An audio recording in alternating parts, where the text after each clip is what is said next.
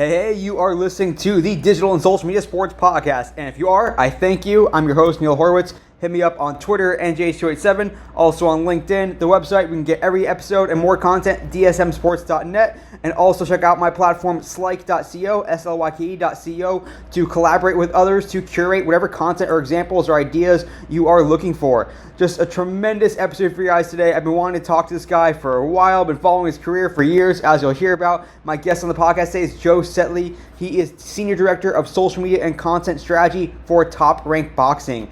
Always interested in how combat sports promote themselves. Boxing, of course, is super interesting. Top Rank is the top boxing promotion in the world. No matter who you talk to, most likely, certainly in my opinion and Joe's opinion, they do such a great job of really promoting their fighters, their fights, engaging their fans all around the world. You'll hear about their international focus, especially of late, what they're doing on WhatsApp, what they're doing around fights, how it looks for a given fight week. Just so much good insight here from Joe. And here he is, Joe Setley of Top Rank Boxing. I am on with today's guest, and I am so psyched to pick his brain. I think I mentioned to him when we reached out to coordinate this that I haven't really had a good discussion about boxing on this podcast before. And my guest on the podcast today is Joe Setley. He is Head of Content Strategy and Programming for Top Rank Boxing. And welcome to the podcast today, Joe. Thank you. I appreciate it. I'm really happy to be here. So psyched to pick your brain and learn. You have a tremendous amount of experience, and yet you're still young. And you have a senior role now with Top Rank, leading up their content strategy. You guys do a great job promoting so many fights. I don't know how you guys keep track of it all. Before we get into the meat of our discussion, tell us about you. Tell us about that extensive career path, your stops along the way, and how you got to where you are today. Yeah, I mean, there's a lot of career stops along the way, for the good and for the bad. It's been a long journey to get here, but I would say everything started at the University of Miami. So I went there. I think late 2013 to study in marketing. And when I started there, I don't think I knew exactly what I was looking to do. Wanted to do something in sports. I think the dream at the time was Nike, but started to do some internships with the athletic program. I got to work with the marketing team. I was rolling t-shirts. I was picking fans for giveaways. I was milkshake mascot running around the outfield of baseball games. That was a little hot for me in the Miami weather. So next semester, I jumped over to their digital strategy team and really worked on their football team's game days. So ran the Snapchat account, helped manage the website on game days, and that all kind of piled together to give me an opportunity to work for the LA Galaxy straight out of college. So graduated, flew home to Pennsylvania, drove straight across the country, and was there for the LA Galaxy's 2017 season. The biggest part of my responsibility was running LA Galaxy 2 social media. So for those who don't know what LA Galaxy 2 is, it's basically their minor league baseball team, their farm system team. So I would run everything from their Twitter, their Instagram, their Facebook. And it was really, I guess, my first opportunity to get like hands-on experience of running a team's social media accounts and then learning from the team that was running the LA Galaxy main proper account. From there, decided that near the end of the season, I needed to look for a full-time job. LA is not cheap, notoriously, and I was Uber driving on the side. Wow. And yeah, so it was a lot of hours, but it was definitely worth it to start the career. But jumped over to the UFC, where I started as social media coordinator, and then transitioned about 2 years later into senior manager. And that was basically most of the time that I was there, I was running every platform for the main at UFC account handles. We had team members that were running other accounts like at UFC Canada or Espanol, but for when it came to the main 25 million follower Instagram account, that was me, and Twitter and the Facebook as well. Yeah, it was an amazing time. But towards the end of the pandemic, decided I wanted to try something new. And decided to go home to be part of the Philadelphia 76ers. So I went home and was there for the end of the Ben Simmons era, which was a fun time to be running the social accounts there. But quickly pivoted back to getting back into combat sports. Kind of missed that flow, and I actually really didn't realize at the time missed living in Vegas. So came back to Vegas to work with Top Rank, and I've been here for almost 3 years now. Started as a senior director of social media, and then have now pivoted into that head of content strategy role. What does that team look like right now for Top Rank? I mean, you are head of content strategy. do you guys are you guys a pretty big in-house practice? Do you guys like staff up for major events and use outside resources? Yeah, so it's kind of we're divided into two portions. So there's myself, and then there's the head of creative. So he oversees the production and the creative arm, while Mhm. I oversee more of the content strategy and the social media arm. So under the social media team, I believe there are seven of us now, and then on the production side, there are probably five or six, but then they do outsource for events. They bring in freelance video editors and videographers to shoot events. Totally makes sense. And I will say too, like I mean, I was nodding along throughout your career journey, which I was aware of course. And I think probably first even came across you when you were at the U at Miami, and you were part of I mean, if anyone knows, like there's a lot of people that have come through Miami athletics that have been really doing big things. I mean, you think about like Brian Brauscher and Chris Freets and Tim Brogdon, and I mean, people that know, if you know, you know. And Joe is another product of just that powerhouse that was, University of Miami athletics. And it's just a great tip for anyone that if you're at a school, especially a major school like that, like get involved, get in the door. And as you can see with someone like Joe, it definitely goes a long way and then sets you up to get your career started. So just really love to be able to see that background there. So as you're getting started, and you are like you were the young man on the platforms, and like as things like Snapchat came about and old funny guys were like, "Well, I don't understand this platform," or certainly when TikTok came about later on in your career, like what was that like kind of being the young guy and then oftentimes maybe knowing more than the senior leaders who maybe look to you for like a little bit of guidance, but maybe they had a better idea of the strategy of things and you just knew like how to create cool content. Like what's that balance been like throughout earlier in your career, then as you've grown up, ascended the food chain, so to speak, of like going from that novelty, fun, this is cool content, I know it's good content, and versus also making sure it aligns with what the actual strategic goals are. Yeah, I think I've been blessed to work with organizations that have really been willing to be on the forefront of apps where it's like, oh, TikTok's come out, like let's try it. Like we Top Rank has built a giant audience on WhatsApp now that Mm-hmm. launched last year. It's like we've been willing to kind of just jump on these trends, and I think there is probably a graveyard of accounts that I've launched over my time at different places that are in that little part of the Excel sheet that just say no longer account in use. But I think that's really where I've had a lot of buy-in from executives and my bosses in the past and now, where it's really given us the opportunity to, it's like, what's the worst thing that happens? The app's not gonna succeed. Like going back to that WhatsApp example for Top Rank, we have over 4 million followers on WhatsApp. That's 20% of our audience that we now have. And we just didn't, that account has been literally active since June last year. So there's no reason not to take that risk. Same with UFC.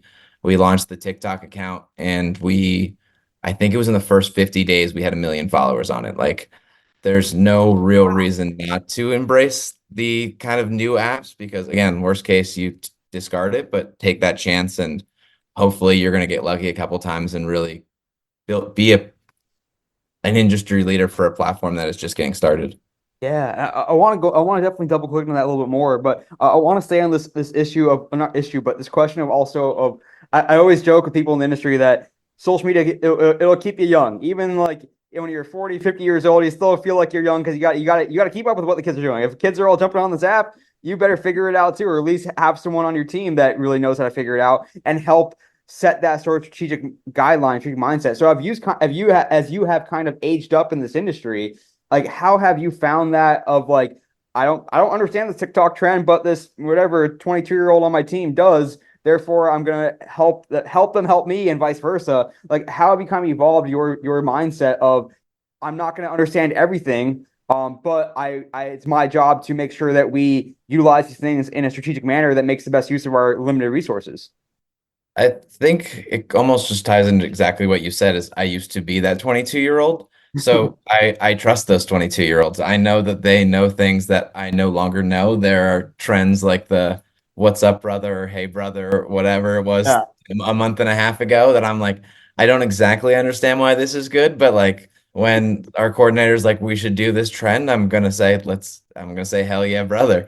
Like there's no reason not to try new things as long as it's not alienating our fan base and it's within our voice. I think it's still worth the shot. And then to go back to what you're saying too about adopting new platforms and kind of taking that like approach, what is that conversation like or that formula like of like this we are going to do this. Yes, like we have this mindset of let's jump in and see what we can do there because it doesn't hurt. But then what does that mean of like okay, well if we're going to spend a couple hours on this every week, even if it's just a couple hours, which is next to nothing, Mhm. that we're going to have this much less time to work on this, or it means like it's a zero sum game. You can't do everything to the best of your ability. So what's that like kind of that equation like? I think at the beginning it's a lot of you're just trying to use content that's from other platforms at the beginning because at your beginning you're not really sure what's going to stick. So it's you're not at the beginning as much creating original content for it, which I think allows you to be able to sneak more of it in. Like let's say WhatsApp, it's like, oh, we don't have time to create original WhatsApp content at the start of the launch, but it's, oh, we make stuff for Instagram that fits the dimensions and the goals of this platform.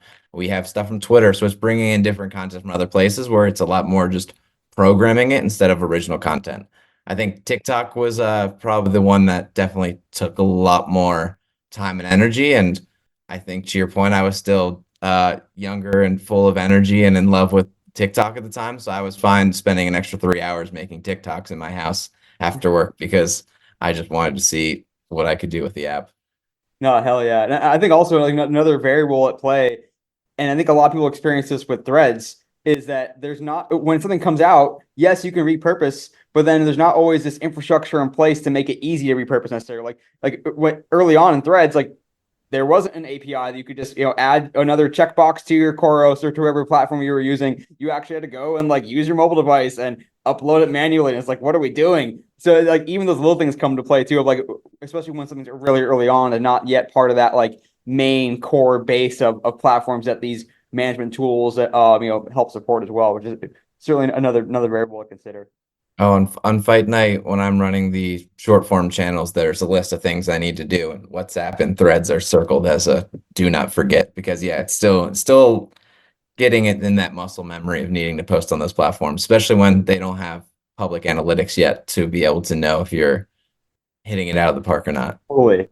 Oh, there's so many directions I want to go, but I also want to like continue on, make sure that our listeners understand where you're coming from, and frankly, where I know too, of like what is that I guess exposure like or availability or accessibility with like where's your content come from for top rank in particular? Like, yes, you might have some access to fighters at major Mhm. events, but not always. I'm sure you have a very rich archive you can make use of.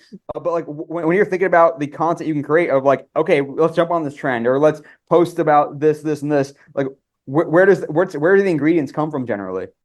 Yeah, so we have, I would say, a few avenues. We have a social graphic designer just dedicated to the social media team Mhm. that does, and I would say 85% of what you see in terms of graphics on the channel. We have an agency that does all of our posters separately, but we have then one dedicated guy to creating content for the channels.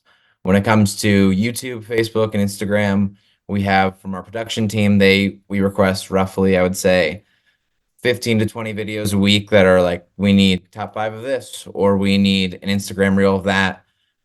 So that dedicates, I would say those two things are core content. And then everything else, I kind of encourage the social media team on like, hey, like the graphics team are going to knock out these, the production team's going to really knock out the meat and potatoes. But when it comes to like the TikTok trends and the more creative stuff, like this is like on you guys. So, like I know my team this week is in Newark and they sent the group I think three different TikTok references of like, hey, we're gonna try to shoot these with athletes this week. So it really comes down to stuff like that. It's like during more when it's more of this fun stuff, it's like, hey, we're the ones with the bandwidth and we're the ones with the vision. Like, let's go execute it. Yeah, and do you almost have to have whether it's a formal like Airtable spreadsheet or CRMs of like these are the fighters that we know are down to do stuff that are and their management team is pretty open to doing stuff, and but this one maybe stay away, or this one's really good if you're talking to them like and it's not a fight weekend or a fight week. Like, how do you kind of know like which fighters are going to be more amenable to working with y'all?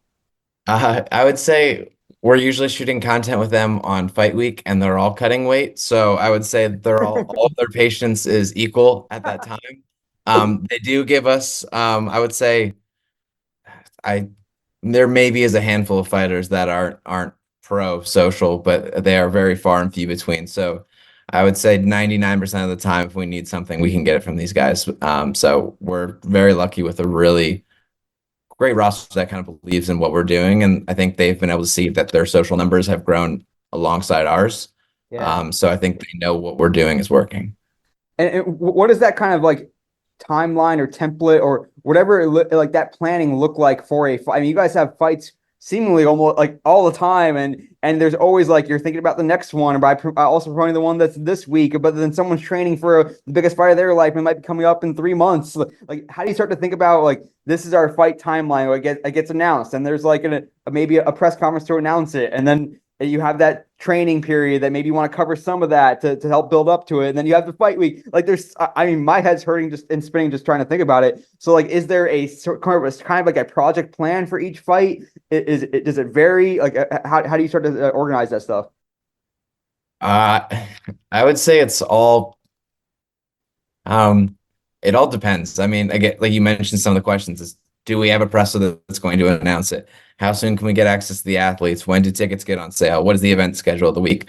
So there's so many variables that I feel like we usually it's all a case by case basis. We do have for the social team event leads. So whoever's the usually the more senior manager or director that's on site is the one that's kind of in charge of making sure when it comes to fight week, everything's getting executed. They're the ones coming up with the TikToks, making sure photos are ready, making sure sponsor executions are hit. So we've done a good job of really empowering certain team members when it comes to them being on the ground, where it allows, instead of everyone needing to be really hyper focused on the event, it's like you give one person that responsibility of making it their own. Because to your point, I think we have 5 straight weeks of events. Like it's impossible for all of us to keep all of them on the same radar. Where it's if we give, hey, you're going to this event, so you're going to kind of oversee this part of it, it makes it a lot easier to split that workload. Is there a lot of like intentional or unintentional like variation between how certain fights are promoted and covered in social? Like, is there like this is how this is the top ranked brand, or is it sometimes vary with like, well, this is a different fight, or this is the a different like kind of spiel and like tagline for not tagline, but you know what I mean, like promotional message for this fight. I would say there are a few factors. It's if it's in the US, like that's where Top Rank is doing everything then from building fight week schedules to hosting the press conferences. If it's international, we have a little bit less say. It's more of a co-promotion where we're working with promoters from that country or that city. And then when it comes to those internationals, it's like how many athletes of ours on the card and what is that athlete's status? Is he a champion or like Noe anyway is a great example. He's our champion who's from Japan. So when we go out there, he's probably our, if not one, he's our number two social performer. So it's like, hey, we're gonna make sure we're leaning all into this, even though he's fighting at 4 a.m. in Vegas. Yeah. If it's we might have a smaller show where it's a non-champion that's fighting in London, let's say, like we're definitely gonna cover it. We're gonna put a lot of coverage behind it, but it's not we're probably not gonna devote as many resources. So it's really a balance of making sure that we're doing right by the athlete, but then also doing right in terms of not spending a ton of money sending 10 team members out for an event that may not perform as well when it's not when we're technically not the lead promoter. No, totally makes sense. And I also want to go into a little bit of, I mean, there's so many I'm going to throw at you, Joe. Like I'm looking at my notes and I'm like, I'm throwing the notes out the window almost because there's just so many true questions that I'm curious about how all this works because there's so much you guys have to manage and try to keep track of. One thing I am curious about though, both because you spent time at UFC as well as now with Top Rank, is kind of the true global nature of these sports and the fact that you might have fans who they're not going to buy a ticket, or at least or maybe they will one day, and they're going to go. It's on their bucket list, or maybe tune-in is the main way that you convert them. Like when you're thinking about like the global nature of these fan bases and how and what consumption looks like for the sports, like how does it affect your kind of day-to-day objectives? Is it ultimately like we just want to drive as much engagement as we can around the world, and like our total addressable audience is every single person on Earth who has an internet connection, or are there other like more granular goals that you're looking at and monitoring day to day? I would say tune in is probably the largest. Growing our athletes is very large as well, which goes along with that engagement. Um, and then really just providing content for those specific countries and regions, like you mentioned. Like we have a massive audience on both Facebook and YouTube from Filipino audiences. Obviously, we used to promote Manny Pacquiao. So we have, I think, between our Facebook and our YouTube, we probably have 3 million subscribers from the Philippines. So anytime that we have a Filipino fighter fighting, making sure that we are actively promoting that on those channels. We just launched last year a more dedicated approach to our Hispanic channels. So previous to, I think, 2023, all we had was a Twitter account, but now we have a Facebook account, we have a WhatsApp account, we have an Instagram account, and as of, I think, on Monday, we have 2.7 million followers on our Hispanic accounts. So again, it's boxing. There's a massive Hispanic audience. When we looked at TV ratings, we rate really highly with Hispanic audiences. Our main Facebook page, I believe, the #1 city where we have followers from is Mexico City, but we weren't really meeting them where they were. All of our content was in English except for a Twitter account. So we really decided to dedicate a lot more effort into meeting these fans. So potentially another language will come down the pipeline in 2024 or 25, but we've seen a massive success in reaching these fans using language as like the main component. And how do you think TuneIn is kind of evolving as one of the main KPIs? Like, I mean, it's no secret the younger audiences and boxing audiences is not is younger than I think most other like traditional sports. When you look, especially compared to like MLBs of the world. But is especially, and I was going to mention too with your time UFC with Top Rank, it's very amenable to short form content. We are in a short form content world now. Like you can get that quick, that crazy cool like jab or that awesome uppercut or that great knockout or whatever it is, or even just the stare downs. That's great fodder for Reels and TikTok and whatnot, YouTube Shorts. And so like, is there a balance of yes, we can crush on social media, but if we're really trying to maximize the tuning audience, or is it like, hey, these younger fans are on social and we want to engage them and we'll figure out the best way to monetize them down the road? Like, how do you balance those goals of like, yes, we want to drive tuning and that's a main KPI, but it's evolving and tuning may not be a main KPI 10, 15 years from now, live tuning at least. Yeah. I mean, I think it's more of just integrating in the tune in naturally. It's, oh, let's add a line to the copy. It's let's add a little bug in the corner. For YouTube, we have every video just has a pop-up that pops up like 5 times that has the tune in info.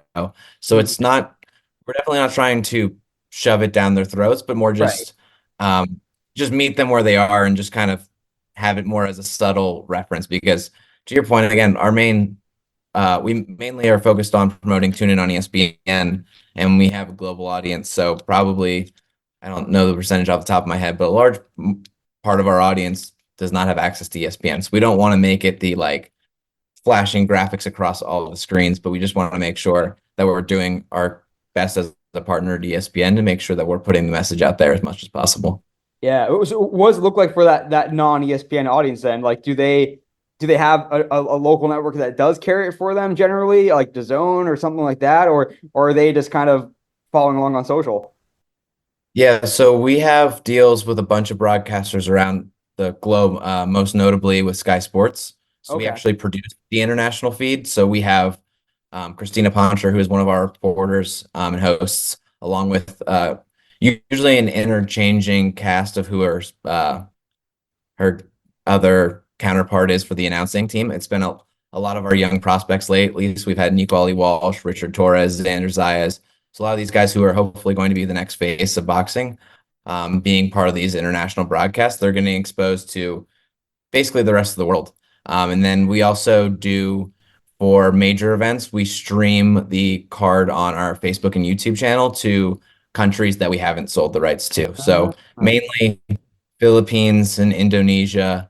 And some of those events we get to like 1 million fans that are watching across the globe just on our Facebook and YouTube page. That's legit. That's really cool to learn about. I want to dive into about like you mentioned a little bit earlier around like if there's a Japanese fighter, like we would definitely want to make sure we're doing proper to him, and the Japanese fans are going to probably go nuts when he's fighting. And how do you start to think about segmenting fans across the board? Because boxing is by nature an individual sport, and you might be a fan of a fighter, You might be just a fan of the sport and you'll watch anything that it's on TV when there's two guys in a ring, throwing punches at each other. So do you think about, and there might be another segment of like fans who will watch anyone that's with a Filipino flag next to their name, for example. So like, do you think about like, hey, are we truly trying to reach just create fans of any fight the Top Rank has on? Are we trying to like make sure that we are promoting fans to become fans of this boxer? And you recognize that there are fans of this boxer that are only going to watch his fights and not really care about the others? Are you trying to make sure that they get to care about some of the other fights? So while they're waiting for their guy to fight. Same with the nationality question. Like I'm kind of spinning here and rambling on, but trying to think about how you start to segment those fans and whether what the goals are of each of those segments. And ultimately, at the end of the day, is it just about creating more boxing fans in general, or is there opportunity to just really, hammer in on those kind of superstar guys? Yeah, that was actually a really large reason why we launched the Spanish Facebook and WhatsApp and Instagram pages. Is for especially for that market, we wanted to have an account that could be more dedicated, focused to them. So we have a large Puerto Rican audience. We do a boxing event at MSG every Puerto Rican Day weekend. So we wanted to create an account that was more dedicated to promoting our Hispanic champions, our Mexican champions, our Puerto Rican champions, and really making sure that like where the main account can't do 30 posts about them a day, this account could. So hopefully the Spanish account is a start of a larger, more global and regionalized. You see it at the UFC where when I was there and they still do, they have a Canada page, a UK page, a Eurasia page, and a Brazil. Brazil and Australia page. They have all those to provide that regional focus. And I think eventually I hope that's where we get going to as well. But right now we're starting with that Spanish page. And then we're focusing, I would say, on a different demo where we did audience surveys over the last year and really tried to identify what a fan of Top Rank is. And we learned that tons of people love boxing, but they don't all know the rules of boxing and just inside the ring and outside there are things like purse bids or co-promotions or what Yeah. makes a 10-8 round and things like that um, it's not the easiest to find resources of how to learn these things. So we're spending an effort this year to launch a series called Boxing 101 that provides these educational points for everyone from a casual fan to a hardcore fan. We want to be able to provide a resource. Even just if for the hardcore fans, they are arguing with a friend, they want to be like, see, on Top Rank's website, they define this as that. So we're trying to really help educate the fans because I think boxing has become, if you know it, you know it, but sometimes it's a little harder to get into that inner audience base. No, I love that initiative, and also too, I think there's something to like putting that stuff out on TikTok, on YouTube, as it becomes more of a default search engine for a lot of younger fans who are like, I don't know what this means. I'm going to search that on TikTok, and you guys want to be the result. You guys want to have an answer for them there, let alone be the result they choose that's going to be reputable and help your brand even more. How does it actually like when you guys are thinking about the fans you're trying to reach? Like, are you trying to turn a general sports fan into a boxing fan? And is there like we want to create the casual, or are you like trying to make sure that we reach every boxing fan first and get them to consume and take them from like whatever they're gonna watch 20% of our fights. We want them to watch 80% of our fights and try to move them up that chain a little bit. Like how does that kind of that different type of fan and what you're trying to do ultimately overall, especially we won't get into this today, but the fragmented nature of boxing in some ways that's a whole other podcast for another day, but of like even just making sure that we are helping the sport of boxing continue to thrive in the US overall. Yeah, that's something that our production team and my boss Morgan Dewan has been focused on is creating those crossover athlete content pieces where we have a show called One More Round that it airs on ESPN and ESPN Plus, where it's fans of boxing, but they're huge global athletes or celebrities. We bring them into the Top Rank office and we put on a fight for them that I think most of them haven't seen this fight, or one of them hasn't. One of them's bringing it in. So like our pilot episode was Carl Anthony Towns, who was a big boxing fan, and Torian Prince, who was his teammate on the Minnesota Timberwolves. And they watched Hagler Hearns, which is arguably the greatest boxing event Yeah. ever. So they watched it, and it gave fans like a new perspective to watch it through, seeing it through these celebrities' eyes, and has Carl Anthony Towns bringing in his audience as well. We've had a couple other episodes. We have some big ones on the way with Michael Vick and LaShawn McCoy, and just Oh, bringing yeah. in this other audience. We have another show that we did with Chad Ochocinco last year for one of Shakur's fights, where he trained with Shakur. He interviewed him. So bringing in these other athletes from these other walks of life to almost provide a comparison or reaction and bring in their fan bases as well to the sport of boxing. Hell yeah. No, I love that initiative, and I've seen some of that myself too. And when it comes to like actually covering the sport and like creating content day to day, are you like I think there's a lot of premium content out there now. Like I mean I think back to even like the 24/7 days or whatever the build ups were to some of those major fights on HBO. Is that an area where you guys want to live? Are you collaborating with the fighter teams and like saying, hey, can we get some footage of you? Can we go and send someone out there to get some footage of you practicing and sparring? Like, what's that give and take like? And are more and more fighters now like saying, no, we're going to do our own thing and do it on our own channels, and we intentionally don't want you to give you access? No, we are blessed with an amazing amount of access. Our head of production and creative, Alex Adianju, is oversees all of our shoulder programming, and we're in there with every camp. We are shooting features with all these guys for basically every event, high profile event. So we're getting. I don't think there's an athlete that we are ever starving for content from. Um, I think they all realize that the benefit of being on Top Rank, having our social platforms, having 21 million followers, having the backing of ESPN, I think they all realize that that is a benefit for them, and that there's no reason. Have your own exclusive content, and we help coach our athletes on building their brands on social media. But I think that they know that they can do both, and that there's only benefits to really leaning in on the promotion. Yeah. And how do you think about like the fighters who are really good at social and maybe sometimes like in some of them, yes, in the perfect world, I'm sure, like they're really good at social and they're also kicking ass in the ring. But then Mhm. sometimes there may be guys who are better in social than they are in the ring, like and good for content, but they're not always the champion. Like, is there a little bit of balance there of like, hey, like let's do some stuff with this guy because he pops off on social and he's also really good on social himself, even if we're not sure he's going to be, a champion, a recurring champion, even.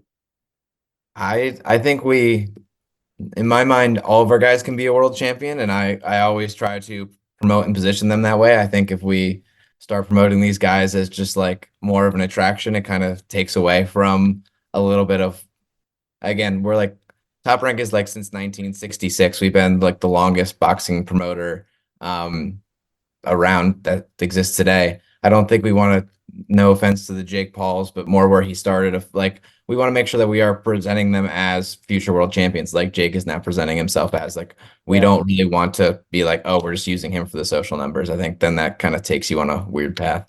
But it's almost like if there's someone who is really a popular social media presence and then Yep. he loses in that championship bout or Yeah. loses that belt, and it's like, do we back off him now a little bit, or do we like do we turn it into more of like a reclamation story because we know eventually he's probably going to be back in that ring fighting for a Mhm. belt? Like, is there a little bit of that like mindset in place? Uh, t- I mean, we don't usually lean on. I mean, hopefully, if they're a well-respected champion that is coming off a loss, like they should be in another big fight right away, and we're just Yeah. going back into it. But no, I think we're always full steam behind our athletes. And the good and the bad thing of boxing is you kind of lose a couple in a row. Like things change in terms of where you're placed on the card and things like that, and that almost gives us another sign. Like if fighter A was main eventing and now he's the opening of the card, you kind of know like, oh, let's kind of change the way we're talking about him, but you Yeah. kind of just have to dial it around the way that the cards are built, I would say. No, that totally makes sense. And I kind of like too that like win or lose, there's just especially if there's a championship contender, win or Mhm. lose, there's a story to be told. Either it's the triumph of victory or he's going to come back for redemption, and now he's like trying to get back his shot in the ring to reclaim that belt. And so you have a compelling story either way. And you mentioned you brought up Jake Paul, and I'd be remiss if I didn't ask about like the celebrity boxing, for lack of a better term, like these more novelty things that are getting eyeballs or getting eyeballs on the sport. It may not be the highest level of the sport or that even the most talented, fighters in the ring, But like, what does that do for top rank? Like, is there an opportunity to just say, hey, there's more people that are watching people box, and convince them to, hey, do you want to watch like actual professional boxers at the highest end of the sport? Come over here. Like, how do you guys think about that? Is it overall a net positive for the top ranks of the world? I would say, and this is more my personal opinion, it's just like I applaud Jake Paul. Like, I mean, if that takes a lot of guts to really dedicate yourself to a sport. And I know he's not always fighting boxers, like he's fighting Mike Perry now, but as someone that worked in the UFC, Mike Perry's a scary dude. So I think it only provides more eyeballs to the sport, and I give him credit. He definitely is bringing more eyeballs to the sport, but he's also I think he's doing it the right way. We'll see how far that goes, but I I I appreciate it personally. Yeah, it's still compelling stories being told. It still is the sport, even if it's not like the more official sanctioned sport, I guess, for lack of a better term. And we can go off that. I didn't intend to kind of talk about that a little bit, but I like I said, I'd be remiss if I didn't bring it up because it's certainly something that a lot of people have been exposed to over the time. I want to talk to you just something that you and I talked briefly about offline. Is this the difference between UFC and Top Rank? I mean, obviously different sport, but Mhm. the fact that the majority of UFC content is behind the paywall, is pay-per-view, is not accessible to your average everyday sports fan who is just, who's not, unless they make a point to watch the fight, go to a bar that's going to have it on, order the pay-per-view, maybe watch a pirated stream online, but I'm sure UFC hates that. Versus Top Rank, where I can put on ESPN on a Saturday night and watch boxing and hear Joe Tessitore, call the fight. So like, I guess like, how did you guys cover that, or how did that affect you guys at UFC in terms of what you could show, how you promote the fight, and what that content coverage looked like before and after, and then how does that differ from the opportunity at Top Rank to know that you can actually turn this on right now. You don't have to go through all the pay-per-view loops and holes, and maybe that means we show more, we show less. I don't know what that means. Yeah, I mean, it's a dance. I would say like it's definitely there's a fine line on both strategies where top rank, obviously you don't want to you have the power in theory to show the whole fight on social, but you obviously again you're being a good partner with ESPN where you want to again be driving tune in. For UFC, obviously everyone would always want us to post the finishes, but those again fall behind that pay-per-view paywall. So it was always tricky. I think a lot for UFC more was building up to the fight is a lot more of getting that coverage in the locker room, getting the walkouts, the rivals. We're top rank. We still do that stuff, but we can definitely lean more in terms of our content on the timeline for like Instagram, for example, Mhm. on the platforms itself. We can show this is this finish or that finish. And I think it's really helped our athletes grow. You can see it when athletes are on ESPN proper versus ESPN Plus. You can see how much their following grows more because they're not on Plus. They are in front of anyone that's basically in a sports bar that night or watching it on their TVs. So Yeah. it's, I think, more than us, I think it's really benefited our athletes who have been able to get this massive exposure of not being stuck behind that pay-per-view wall. Totally, and it results in just a lot more casual viewing and almost Mhm. accidental viewing, where like I am programmed to put on ESPN, even just on the background. If I go, oh shit, there's a fight on, like I will watch and make it a point to watch. Whereas UFC, like you have to make it a point to pull up the power to stream. Dana Yeah, White's not like I that. think Dana has the example of you go to any sporting event and like a basketball game and great game, LeBron and Kobe are on the court, but there's a brawl that breaks out in the crowd. You're gonna go watch that. So like it has that benefit of top rank of being on in these bars. Like you're there to watch some other sport, but there's a fight on, you're gonna turn to look at the fight. It's so true, man. And like, I have a couple things I want to talk about here in terms of like the content that really moves the needle, both for casuals and for avids. I think one Mhm. thing about the avid fan base that just makes it really amenable to social, and you can correct me if I'm wrong here, is there for better or for worse, there's a lot of arguments that happen after a fight sometimes because people not it's a very it's an objective scorecard. There's Mhm. not and there's not like an exact science to it sometimes, and sometimes people agree or disagree with the way the judges score it, especially with obviously if it's not a knockout and you have to go to the scorecards. So like, does that do you guys almost enjoy and encourage that? Like how has that been to play where like people may not agree sometimes, or maybe they do agree and they're fighting against others who don't agree, and it's a lot of engagement for the fights for the sport. But like, does Top Rank just kind of want to like step back and let the others kind of lead that conversation? It depends. So if mostly depends if it's pro or con our athlete. If our athlete just won a controversial decision, we're not gonna be like, "Did you agree with this?" Because that is opening basically our fans to have a platform to complain about them thinking our athlete lost. Right. But if it is if we felt like we were on the wrong end of the decision, like we will definitely lean into that. Yeah. Or I think there's always I forget who told me this when I was learning kind of, it was either UFC or Top Rank. It's like, we're not in charge of the judges. We're not in charge of the commission. Like at the end of the day, like it's not like a bad look on us if we share a highlight that is like not poking fun of it, but like there was one time that a ref like made a fighter get a haircut in the middle of the fight. Like we're gonna share that because it's crazy. But like if we were probably running the commission or the judges or the ref, like probably not the best look that we'd be showcasing Right. just giving a fighter a haircut in the middle of the fight. So it's that delicate balance of like where like who we're upsetting and like what's benefit it is to us. Yeah, and being respectful, but you can still be a homer. Like there's a balance Yep. there.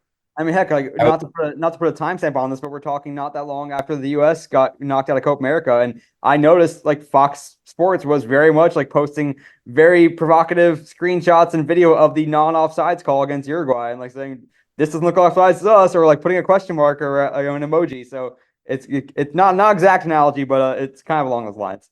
No, and I think you hit there too, the difference between Top Rank and the UFC, where it's Top Rank can't be a homer for any of the athletes because they are a league. They're promoting both fighters.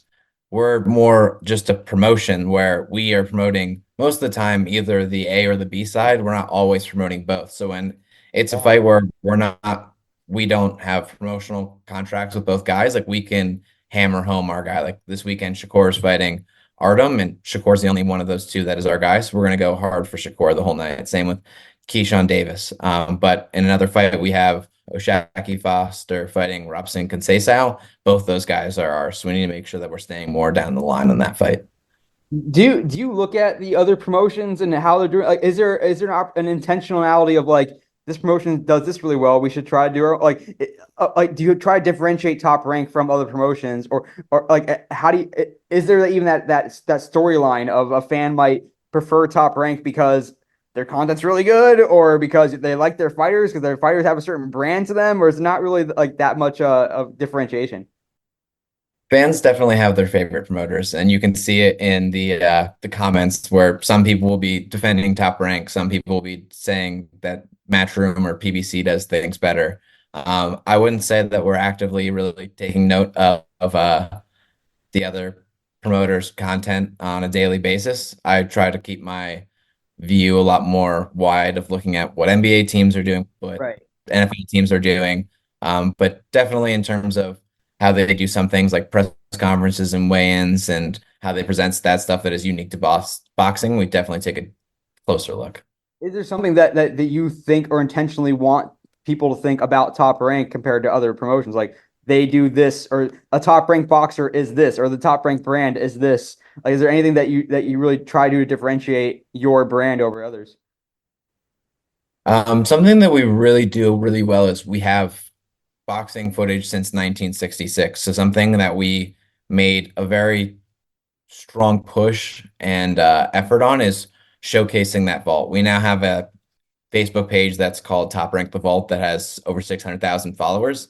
And it's not dedicated to promoting upcoming fights. It's just you want to watch an old Muhammad Ali fight, you come here. You want to watch an old Marvin Hagler fight, you can come here. And bringing that as well onto our main accounts, but it's more of when we have off weeks is like, hey, we have an off week. Let's bring back the best knockouts of Butter Bean, or let's bring back the best of the Sugar Ray Leonard era. Like bringing back that kind of content is, I think, is what separates us because none of these other promoters have that deep of a library. Of we have Floyd, we have Manny, we have um, Hagler, Hearns, Ali, like anyone that has ever been a legend in boxing at some point has come through the top ranked doors.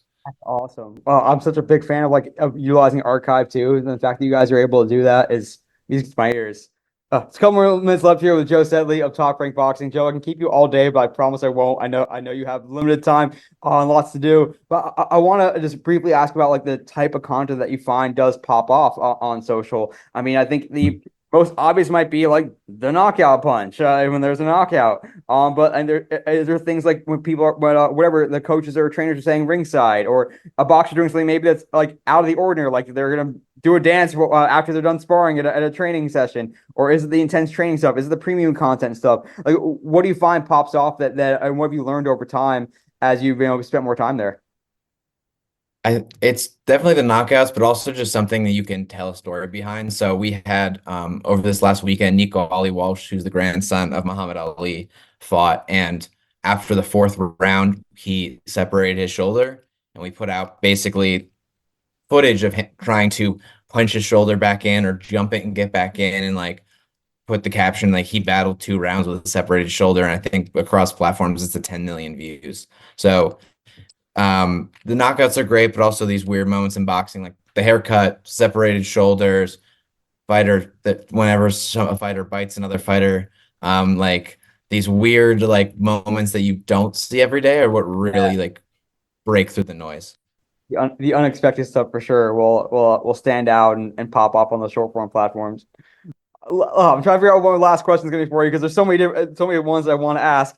So I guess the last one I'm going to ask you about is just sort of this mandate for revenue generation. And I think obviously like tuning is still a big piece, making sure that you're doing right by your media partners. That's still a huge chunk of how Top Rank makes its money, I'm sure. But how has, especially in your time there, we've been in a time period where I think there's more of a mandate for social and digital to drive revenue during the pandemic and afterwards. Like, what does that look like for you guys? Do you work closely with a partnerships team? Is it activating partners who are at your events or with your fighters? Like, what does it look like for you guys? Are you creating content with the intent to get them sponsored? And what are other opportunities for you guys to really move the needle when it comes to revenue from the content strategy? Yeah, I mean, sponsored content is definitely a massive part of what we do. Um, and a lot of things we're trying to create are things that we're like, oh, well, like we can like our if a workout content series, we can talk to our CRO and be like, hey, this would be beautiful to have body armor or C4 or someone to be integrated in. Like we do create content where there's that avenue, but a large majority of what I focus on is through programmatic ads on like YouTube, like the ads that pop up before the video or in the middle of the video, or Facebook as well. Like focusing on that kind of content is where we really honed in when I was at the UFC. I think we were in my last year, we made over we did 8 figures in revenue on our Facebook page alone in a year. So bringing that into Top Rank and really trying to focus on how much building revenue on Facebook and creating the secondary Facebook pages like the Spanish account and the Vault page have been also amazing for that. But then YouTube as well, like how can we create more content? How can we get more resources to build more content to really game the system and really just, again, create more things that these fans want? But I would say at the end of the day, we have an amazing president of our organization, Todd DeBuff, who's revenue or not has really been a massive supporter of our content overall. He was the second person I interviewed with, and he didn't want us to, talking about boxing promoters earlier, like he didn't want us to be the best boxing promoter on social. He wants us to be the best top organization on social out of any sporting organization. And he's been able to give us that belief, that expertise, and the resources to make it happen. So over the last 2 years and a half, like our numbers have gone through the roof, and it's really all thanks to him being able to just be an advocate for us when he's speaking with other members of the executives, when he's talking to us, working with him to really build out what our social strategy is. And the same even goes for Bob Arum at 98 years old. I would say he probably doesn't know as much on social as Todd, but he was the one that was really a large advocate for dedicating resources to our athletes. So now we have one of the team members of our team, Maddie Dobbins, who does master classes with our athletes. So she spends She offers basically every athlete. I think she's talked to them all at this point, a 30-minute class where she'll go over, hey, this is what you're doing on the social media pages. This is what we're seeing that could be improved. This is where we see growth, and really just helping these guys make it to the next level. Because as Bob sees it, it's like, if these athletes aren't growing, we're not growing. And I completely agree. So revenue aside, we've been blessed with executives that have really just put a ton of resources and belief to our team, which has been amazing to continue this journey. Oh man, I'm so glad we asked her that. I love all that. I love the athlete like classes. That's so great, and just the support you guys have, just tremendous to hear about and learn about it all, Joe.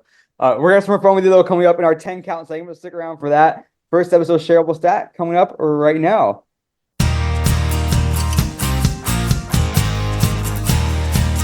Awesome stuff with Joe Setley of Top Rank Boxing. Can really pick his brain all day on this stuff. Just the conversation flowed so well. I had so many questions. He answered them so well and provided such interesting knowledge and information on how Top Rank does what they do.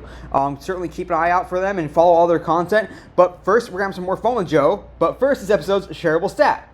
This shareable stat comes from a recent study commissioned by Threads, but by a third-party platform called Wakeman Research, and it is looking at Threads usage. We mentioned Threads briefly in the chat with Joe in the interview segment, and perhaps whether you're listening to this and you work for a team or organization, or you're just a social media follower, you may or may not be engaged on Threads. I myself go on Threads once in a while, but I'm not too active there myself.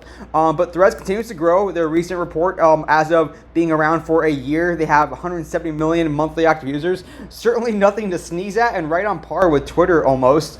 And this shareable stat about Threads, there's a couple I'm going to share. The main one is that among Gen Z and millennial users on the platform, according to the study, more than 60%, so around 2/3, love voice notes. So that's those audio-only voice notes that came around on Twitter a year or two ago. It feels like forever ago now, and that is an interesting preference among those Gen Z and millennial users on the platform. You can see that some organizations are experimenting, have been experimenting with voice notes on Instagram broadcast channels. I've seen it quite a bit over the course of the past several months, and of course on Threads as well. And it just makes you think around how can you start to innovate or utilize those voice notes. What is it about it that Gen Z millennial users tend to love so much? At least 2/3 of them, according to the shareable stat.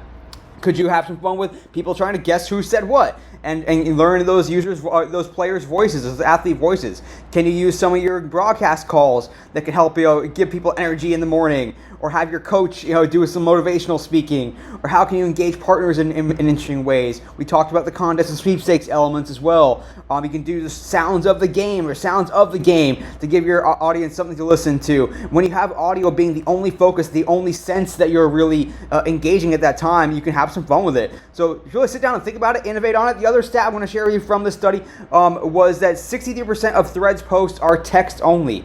Probably not too surprising. That's, of course, what Threads was mainly built for, kind of. That's a similar stat that you'll see if you look at Twitter, for example. But it's another interesting thing to think about. We've become so accustomed to everything needs an image, everything needs a video, everything needs some sort of multimedia component to it. But you can have some fun with these text-only posts as well and experiment with it. I think early on in Twitter, even more recently in Twitter, people have had some interesting ideas to experiment with different types of text compositions and ideas, and really that can also stand out as well amongst all the other multimedia posts sometimes. We talked a little about text-only posts after championships and how that can really just hammer down exactly that message you want to get out. So a couple interesting shareable stats. The voice notes one is particularly thought-provoking. Sit down and think about it, brainstorm around it. Again, that's 2/3 or over 60% of Gen Z millennial users on Threads say they love voice notes. The other stat we shared with you was 60% of Threads posts are text only. So think about it, talk about it. Maybe you are or not on Threads yet. Keep an eye out though, I guess, and think about how you can apply it to other platforms potentially as well, broadcast channels and Instagram and Twitter and other platforms, WhatsApp. More importantly, stick around for our 10 count segment with Joe Setley of Top Rank Boxing. Back in this episode of Shareable Stat, and I'm joined once again by Joe Setley. He is head of content strategy and programming for Top Rank Boxing. Joe, you kicked ass. Are you now ready to try to survive the 10 count? Let's see if I can do it. Let's see if we can keep on your feet. All right, number one. What is kind of like the nature of fans when it comes to what I call pugilistic sports, like combat sports, essentially? When there's Pro Fighters League, you spent time with the UFC, you're now at Top Rank. Is a UFC fan generally going to be a boxing fan, or vice versa, or is there not that much crossover? I large crossover, I would say on major events, but on a day to day, there's not. And even in boxing, like I think we mentioned before, there's definitely fans are they prefer certain promoters to other promoters. So I would say that there's a lot of segmentation that goes on. What's interesting too is, and now we're starting to see a little bit of like a UFC fighter trying their hand at boxing and vice versa sometimes. So there may be more in the future, but it's interesting to know like some combat sports are, sometimes combat fans will just watch whatever, two guys hitting each other till the other one falls down. And then sometimes not, I guess. So it's super interesting to consider. All You know, right. my brother follows basically just whichever one I work for, but has fallen now in love with UFC and boxing. So it's one of those things once you get exposed to it, I think you fall much more in love. Hell yeah. No, I think the combat sports overall, there's so much to enjoy about it. All right, this one is one we briefly touched on in the interview, and it can be a bit of an incendiary topic. But just talk about like how the nature of this fragmented boxing world kind of affects your strategy. Like do you even pay attention to fights the top rank isn't involved in at all, even if it's like a major thing in the boxing world? Or you're like, hey, that's not us. We're not gonna touch it. Like how does sort of this fragment nature affect your how you think about top rank strategy? Yeah, I mean, at the end of the day, our goal is to, like we've talked about, promote ESPN and get the audience to fall in love with our athletes. When it comes to other promoters, we definitely stay away, but we'll occasionally insert fighters fighting, and we have a really good fight of them. Let's put it on our YouTube account that week, just to more just steal eyeballs than promote their event. But we will, that's about the limit that we kind of acknowledge those other events happening on our social accounts.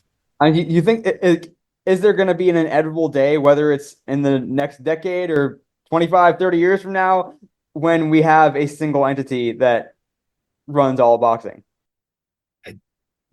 Out of out of my pay grade. I do not know, but it is a possibility. But I think there it would take a lot of money to get that done. Hell yeah. We won't go deeper into that. Like I said, that's a whole other episode.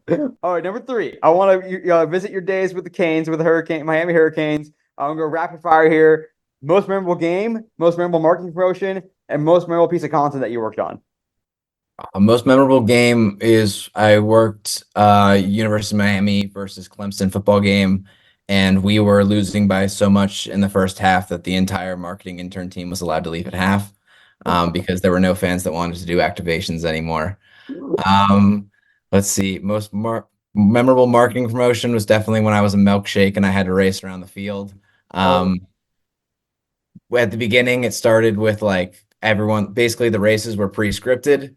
And when I started becoming an intern, I said, if I'm racing as a milkshake, I'm racing to win every night. So it really changed the competitive nature. And that basically by week two, everyone was full out dead sprinting because we didn't want to be the one that finished last.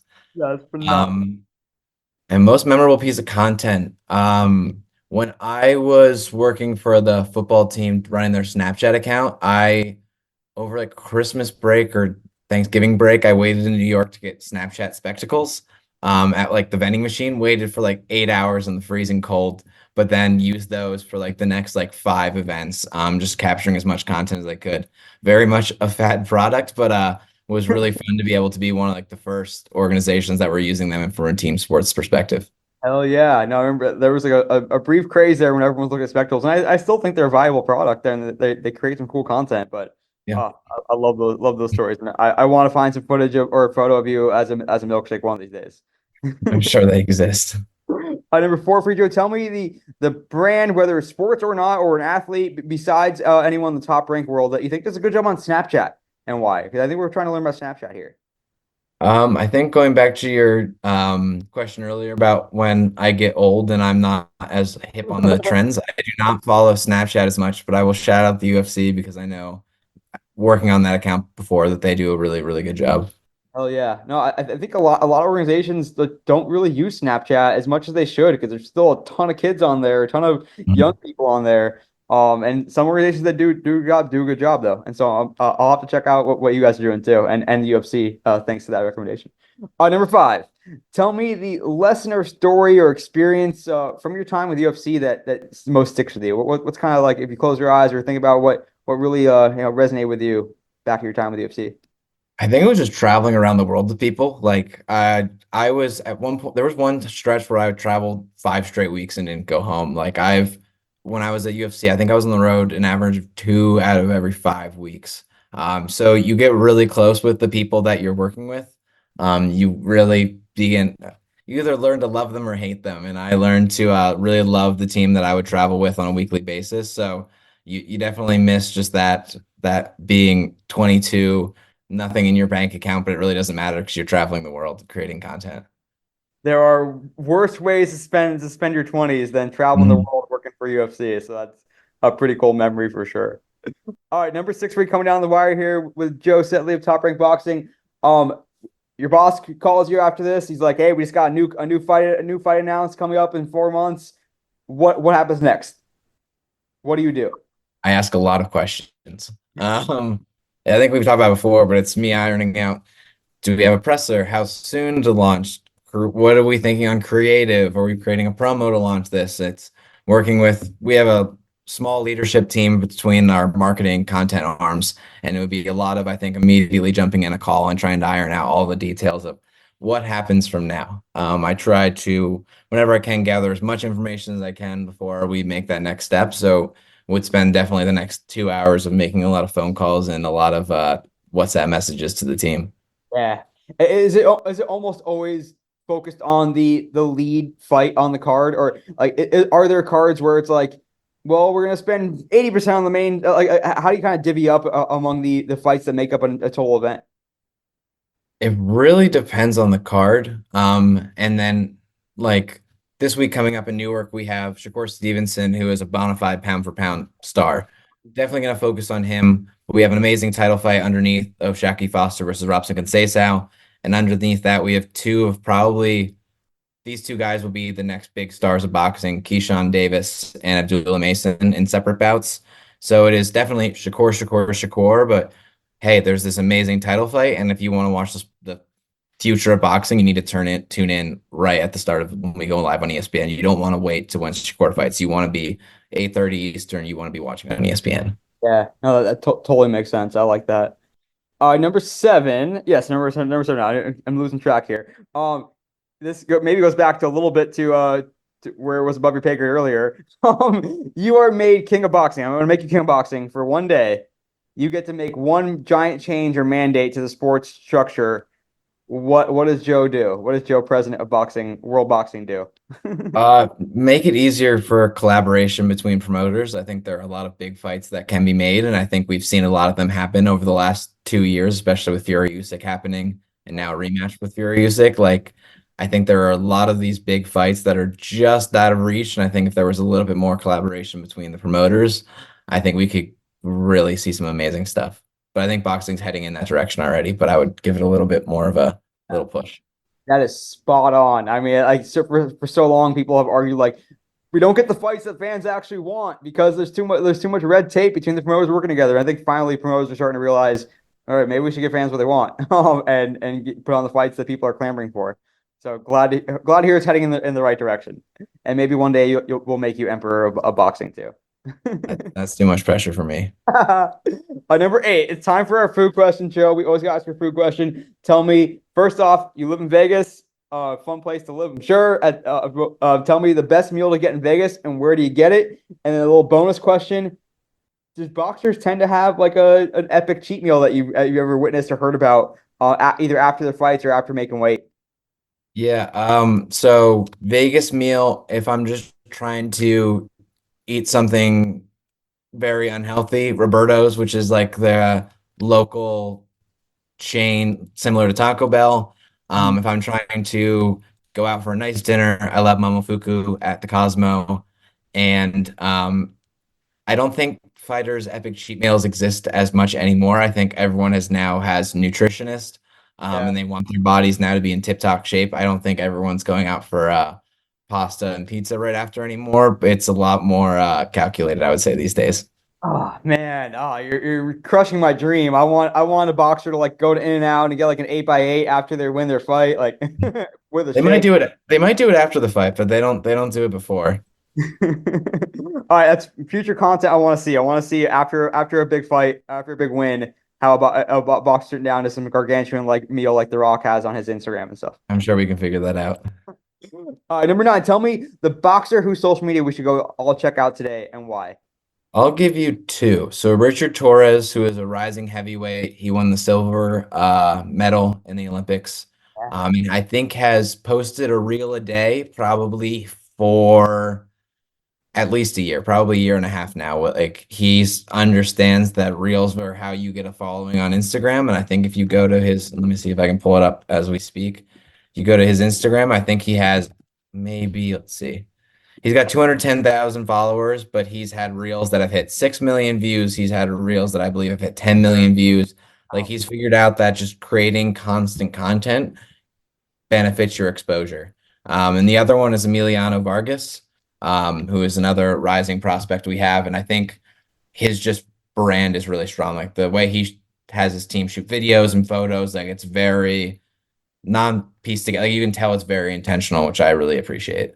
Oh yeah, you guys have you guys seen a lot of success with collabs as well on Instagram? Oh, we collab basically on everything. If you have a high, like, we encourage our athletes to send collabs to us. While we can't accept everyone, we try to accept as many as we can.